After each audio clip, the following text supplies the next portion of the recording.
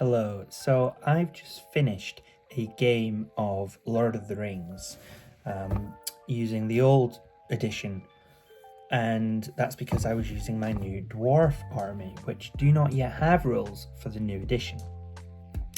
And this put me at a disadvantage, quite significantly, in fact, because my dwarf list was destroyed by a huge, angry, fire-breathing monster.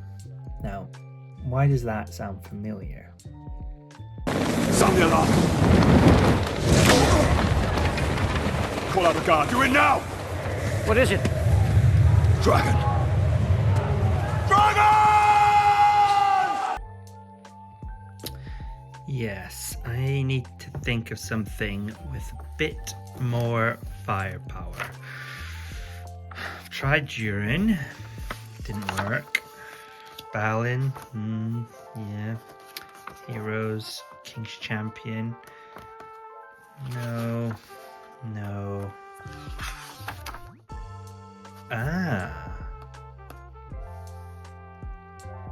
that looks promising. I can get you one.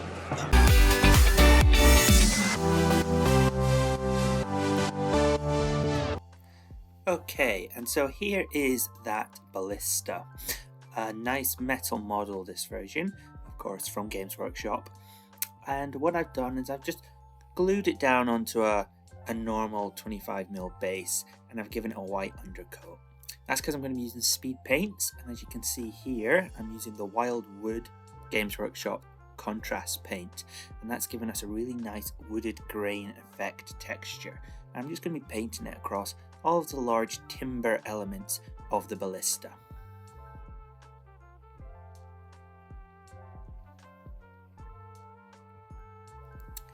And so with that finished, I've now taken a metallic paint. This is just a standard lead belcher, again from Games Workshop. I'm just going to be painting in all of the metal iron elements of the Ballista now.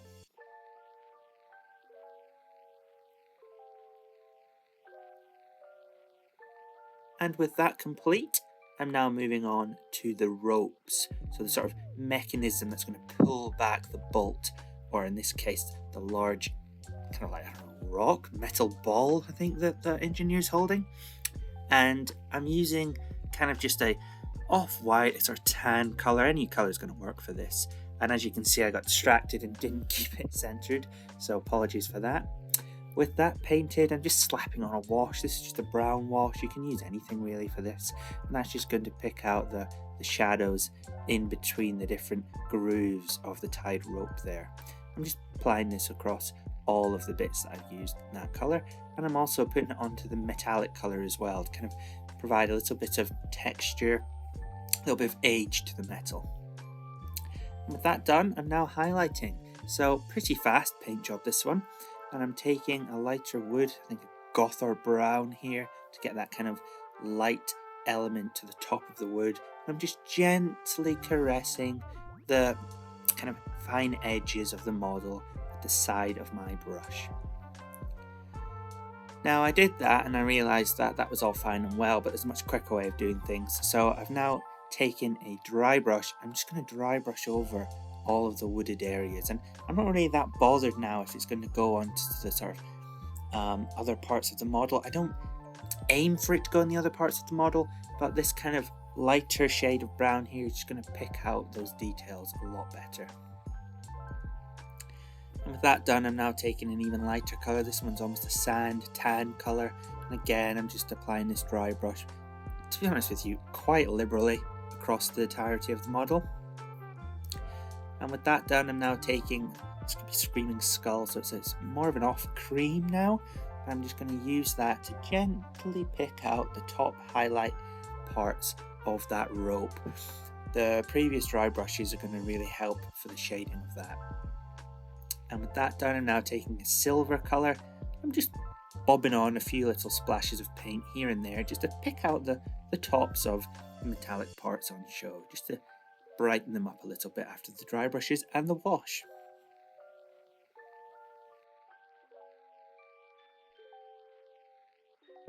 And so now onto the crew.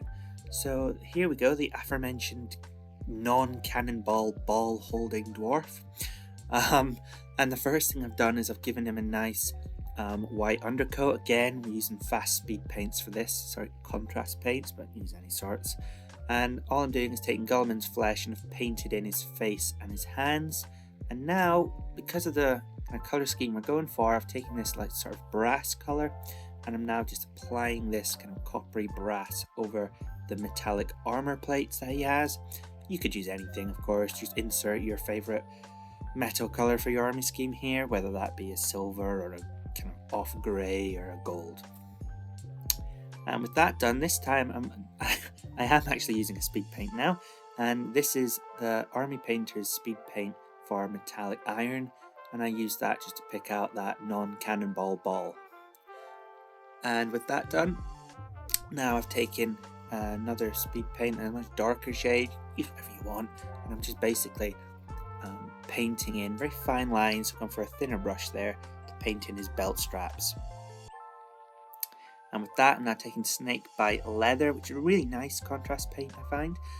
If you apply it thinly, then you get this light shade. If you apply it, you really slap it on, then you get a nice dark, heavy Warren leather. And then I'm now applying Black Templar onto his sleeves and the kind of like bottom part of his like tabard, jerkin, dress, dwarf thing. And I'm basically using that now, as you can see on the back here of his aforementioned skirt, I don't know. And that's just going to apply, to be honest with you, I slapped this on a bit thicker than maybe you would normally, because otherwise it can give a kind of a pale grey look. I wanted it quite dark, so I really did slap that on. And again, a nice dark shade for his boots as well. And with that, you can see the model really starting to come along now. It's a super nice, quick, fast paint job. And so I have again gone for this kind of flame effect kind of colour scheme. So we've got the blacks, we've got the bronzes, the coppers. Now, of course, we're using the oranges. So I think it's a Gryphounder orange, which is actually a really nice contrast paint, again from Games Workshop. And I'm just using that across the remaining part for the kind of secondary cloth colour. And this is a kind of like, I don't know, baby poo shade of brown, I suppose you could call that. And I thought that'd be a nice one to use for the handle. It contrasts against the rest of the colours that I've used as well.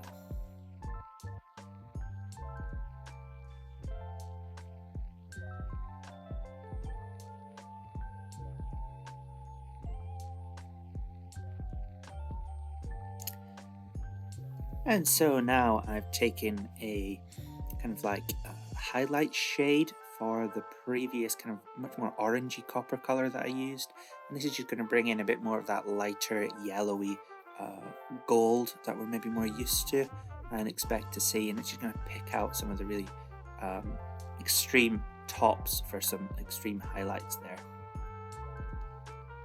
Now the beard I left pretty much intact after the kind of white dry brush I gave the miniature after the initial black primer. So I'm just going to pick out the kind of big old thick long moustache hairs that he's got there, and a few of the extreme tops of the beard as well, just to kind of highlight that effect.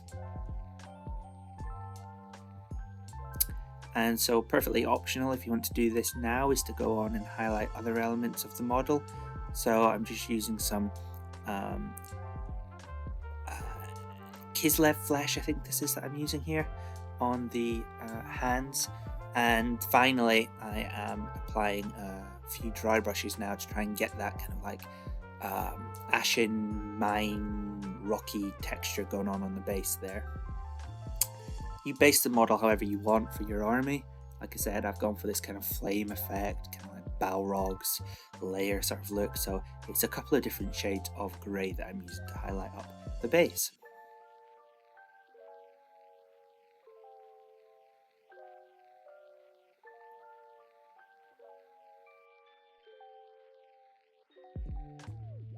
And so as you can see, I've done the same on this other crew member, but now I'm just going to show you how I was highlighting up the orange.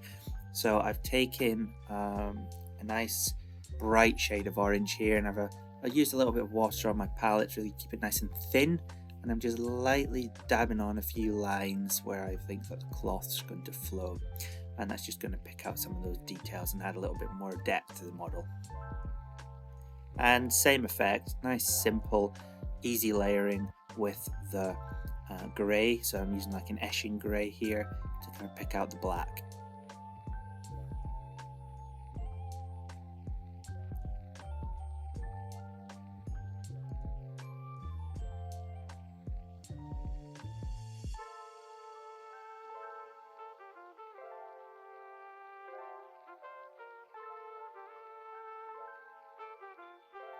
And as you can see now, I've just taken it up to a second highlight, and I've gone for a Dawn Stone here. You could go even further and use Administration Grey as well if you want to get an even lighter extreme highlight. But again, I'm just keeping this nice and simple, so it's just a couple of highlights that I've used.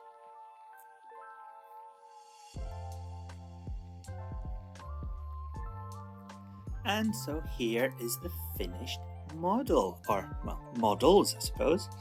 They're not put on one single base, they're kept on separate bases for the purpose of the game. And all I've really done also on the base is I had a little bit of milliput and I just rolled it into a nice simple ball to make a few more of the Ballista shot, and I've just stacked them, glued them onto the base there, as you can see. But very simple, very fast, quick paint job so that I could get a quick turnaround for my next game with them. So I'm very happy with how these guys turned out. I think it's a really cool paint scheme, and it was nice and fast and easy to get them on the table. Let me know what you guys think in the comments, and I'll see you on the next one.